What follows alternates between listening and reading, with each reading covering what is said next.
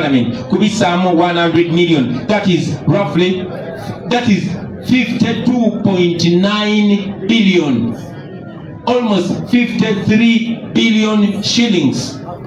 How much change can that money bring in the health sector, in the education sector, in infrastructure and others?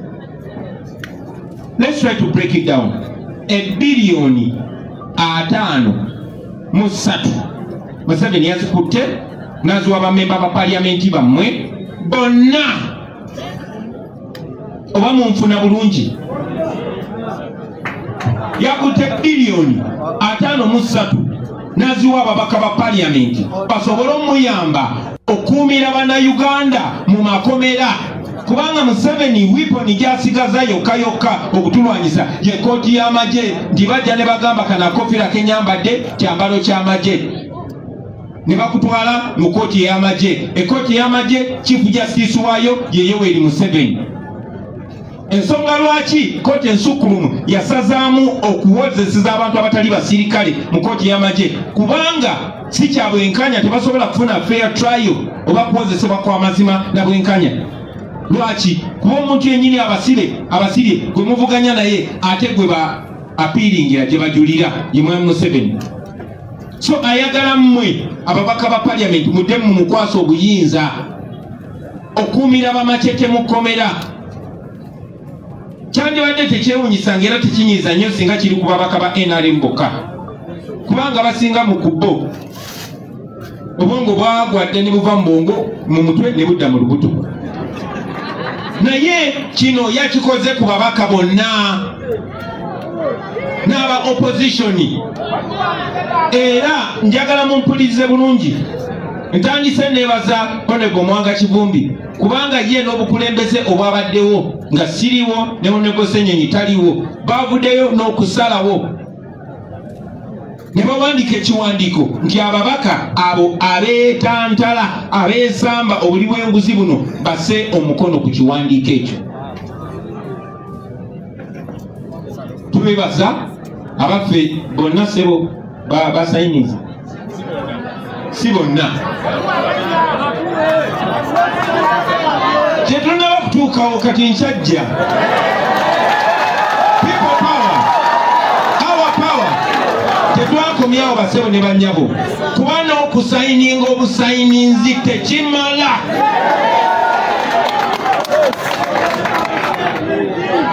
Bwabaawo obubbi oba obunyazi obwabaddewo okwegaana obwegaanyi tekimala. Okwegaana ye sitepu esooka, sitepu ey'okubiri kukakasa nti tewabbye otya. Kye tulina wano ffe bwe busobozi bwaffe okuvaayo ne tuvumirira ekikyamu. Twasobola ne tugaana okukola ekikyamu ate ne tukivumirira. Buli mubaka kati wano njogera n'aba National Unity Platform tukusuubira buli mumaka okusitula eddoboozi lyo ery'omwanguka okuvumirira obubbi buno. Anaasigala mu kasirise tujja kumanya walidde era tujja kuyisanga eyalidde. We expect every member of parliament to come out firmly in no unequivocal voice and condemn this theft. Waliwo betumanyi already bwettakyamalirako budde ne guno gogenda okuba omukisa okumanya n'abalala. Sente zino baganda bange sobola kola ki? $1 billion. According to government records, Kirudu, apparently Kirudu spending $34 billion okuzimba eddwaliro ery'ekibuddu. Eddwaliro abasinga kumwe wano lyemutunuuliranga lufaalo. Naye ate n'ezo baali bazongeddemu nnyo nga bolaba oluguudo lwa Northern Byobwa Express bwe lubeera nti lwe luguudo olusinga ebbeeyi mu nsi yonna. Bakuzina eze France n'eze China eziyita wansi w'ennyanja luno baagamba lwe lusinga ebbeeyi. Kuba mu gavumenti ya Museveni gavumenti bwe bayigulanga ttemu eyinza okugamba eyituguze miliyoni ali.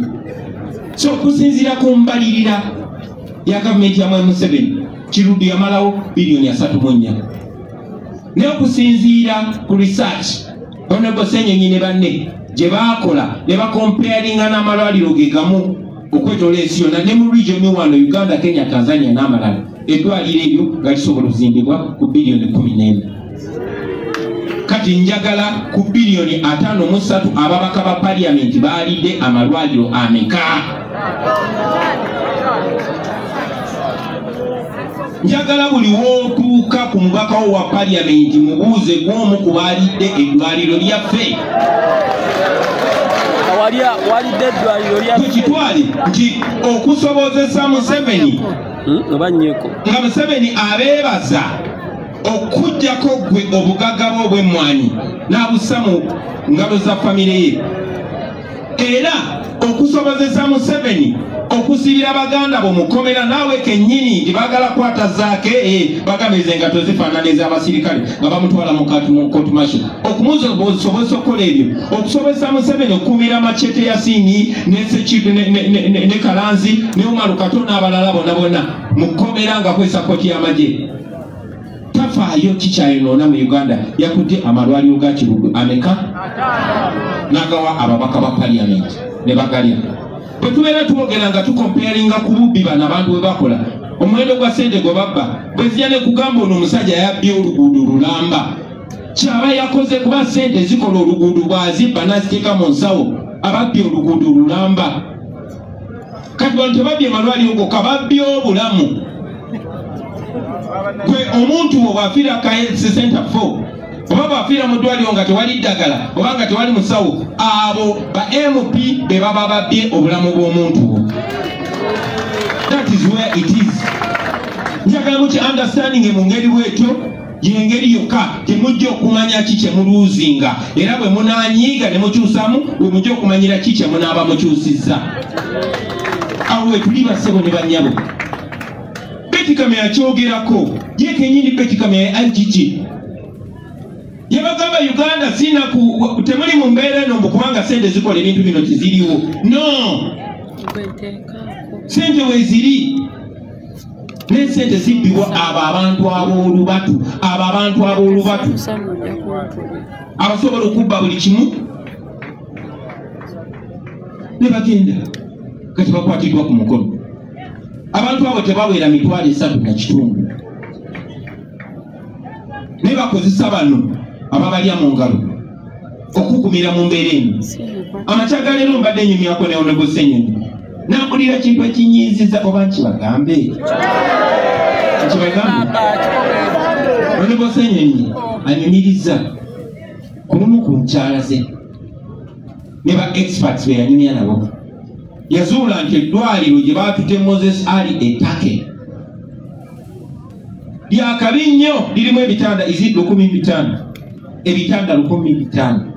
Eddwaliro eryo lyazimbibwa ne liggwa, naye ssente ezalizimba ze ssente kati ze twakonoonera erubowa nga tannava na musingi.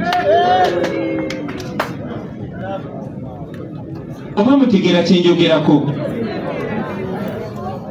Kakati eyo yembeera twandibadde twajjako dda Museveni kuba Museveni yabikola, naye ate abamulemezaako bebo basasula nga mwe muli n'ababaka eyasasudde. N'olw'ensonga eyo bannaffe mmwe bwe tukyalinako obuyinza nga mwandyanguye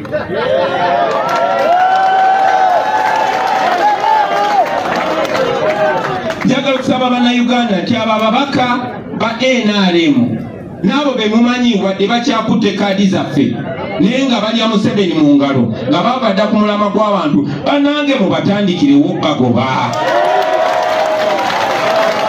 Ate tetugenda komaawo, tulina n'abalina kaadi yaffe bangi nnyo nga bali mu parliament ku kaadi yaffe naye nga bali aga naaga, bali nyeeno so oli omuyimbi bali nyeeno.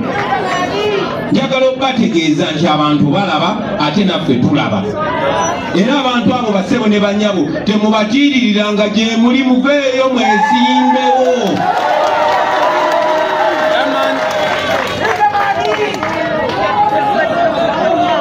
Kansubire muntegeera bulungi, mmwe muyina obuyinza, yemwe muyina obuyinza.